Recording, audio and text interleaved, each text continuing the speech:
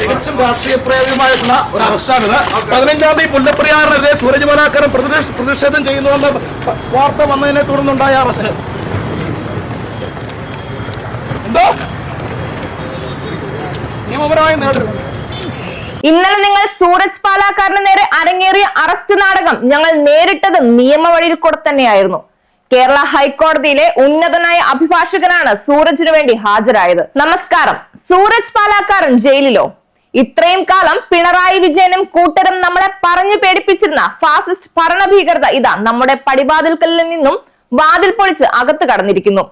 കേരളം ഭരിച്ചു മുടിക്കുന്ന, കേരളത്തെ കട്ടുമുടിക്കുന്ന, കേരളത്തെ സമാനതകളില്ലാത്ത ദുരിതത്തിലേക്ക് തള്ളി വീഴ്ത്തിയ പിണറായിയെ തുറന്നു കാട്ടിയതിനും എതിർത്തതിനും സൂരജ് പാലാക്കാരനെ ഇന്നലെ പിണറായി പോലീസ് കസ്റ്റഡിയിൽ എടുത്തിരുന്നു. എതിർക്കുന്നവരെയും ചോദ്യം ചെയ്യുന്നവരെയും ഇന്ന് വരെ പിണറായിയും കൂട്ടരും നേരിട്ടത് സ്ത്രീകളെ അണിനിരത്തിയായിരുന്നു. എന്ന് പറഞ്ഞാൽ സ്ത്രീത്വത്തെ അപമാനിച്ചു എന്ന് പറഞ്ഞു. സൂരജ് പാലാക്കാരനെ കസ്റ്റഡിയിലെടുത്തതും സ്ത്രീകളെ അപമാനിച്ചു എന്ന് പറഞ്ഞു തന്നെയായിരുന്നു. അഴിമതിയുടെ കോട്ടകെട്ടി അതിൽ രാജാവും ചക്രവർത്തിയായും വാഴുന്ന അനീതിയുടെ തമ്പുരാനെ തൊട്ടാൽ തൊടുന്നവന്റെ നാവ് പിഴുതു കളയുമെന്നും അവന്റെ നട്ടല് ചവിട്ടിയൊടിക്കുമെന്നും തുണിയഴിഞ്ഞ് നഗ്നനായിട്ടും ഒരു നാണവുമില്ലാതെ പിണറായി നമ്മളോട് പറയുന്നു. സൂരജ് പാലാക്കാരൻ ഒരു അടയാളവും ഒപ്പം ഒരു ഓർമ്മപ്പെടുത്തലുമാണ്. ഒപ്പം നിൽക്കുക ഭരിക്കുന്നവരുടെ കൂടെ. അവരുടെ കൊള്ളകൾക്ക് കുട പിടിച്ചു കൊടുക്കുക, അവരുടെ അഴിമതികൾക്ക് വിളക്ക് കാണിച്ചു കൊടുക്കുക, അവരുടെ വ്യഭിചാരങ്ങൾക്ക് കണ്ണടച്ച് കാവൽ നിൽക്കുക. അവർക്ക് നേരെ വിരൽ ചൂണ്ടിയാൽ അവർ ആ വിരൽ ചവിട്ടിയോടിക്കും. അവർക്കെതിരെ ശബ്ദിച്ചാൽ അവർ ആ നാവ് പിഴുതെടുക്കും. കാഴ്ചകൾ കാണാതിരിക്കാൻ അവർ നിങ്ങളുടെ കണ്ണുകൾ കുത്തിപ്പൊട്ടിക്കും, കാതുകളിൽ തിളച്ച വെള്ളമൊഴിച്ച് പൊള്ളിക്കും. അവസാനം അവർ എതിർക്കുന്നത് പുരുഷനാണെങ്കിൽ അവരുടെ അവസാന ആയുധവും പുറത്തെടുക്കും. സ്ത്രീത്വത്തെ അപമാനിച്ചു.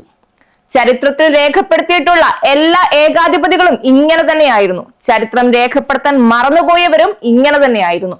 നാവെത്ര പൊള്ളിച്ചാലും നട്ടലെത്ര ചവിട്ടിയൊടിച്ചാലും ഞങ്ങൾ ചോദ്യങ്ങൾ ചോദിച്ചുകൊണ്ടേയിരിക്കും. ഇനിയും ചോദിക്കും, ഇനിയും വിളിച്ചു പറയും നിങ്ങളുടെ ഉള്ളുപൊള്ളിക്കുന്ന സത്യങ്ങൾ. കഴിയില്ല സഖാക്കളെ, സത്യങ്ങൾ വിളിച്ചു പറയുന്ന ഞങ്ങളുടെ വായടപ്പിക്കുവാൻ നിങ്ങൾക്ക് കഴിയില്ല. ഇന്ത്യൻ നീതി വ്യവസ്ഥയിൽ ഞങ്ങൾക്കും വിശ്വാസമുണ്ട്. ആ വിശ്വാസത്തിൽ അടിയുറച്ച് നിന്നുകൊണ്ട് തന്നെയാണ് ഞങ്ങൾ ഇന്നോളം പ്രവർത്തിച്ചു പോകുന്നത്.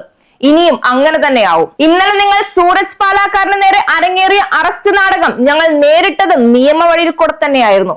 കേരള ഹൈക്കോടതിയിലെ ഉന്നതനായ അഭിഭാഷകനാണ് സൂരജിനു വേണ്ടി ഹാജരായത്. ഉന്നതരുടെ ശാസന കേട്ട് പോലീസ് ആടിയ എല്ലാ നാടകങ്ങൾക്കും അവസാനം രാത്രി സൂരജിന് ഉപാധികൾ ഒന്നും കൂടാതെ തന്നെ ജാമ്യം അനുവദിച്ചു. രാത്രി തന്നെ സൂരജ് പാലാക്കാരൻ പോലീസ് കസ്റ്റഡിയിൽ നിന്ന് മോചിതനായി. അതുകൊണ്ട് തന്നെ ആഘോഷ കമ്മിറ്റിക്കാർ എത്രയും പെട്ടെന്ന് പിരിഞ്ഞു പോവേണ്ടതാണ്.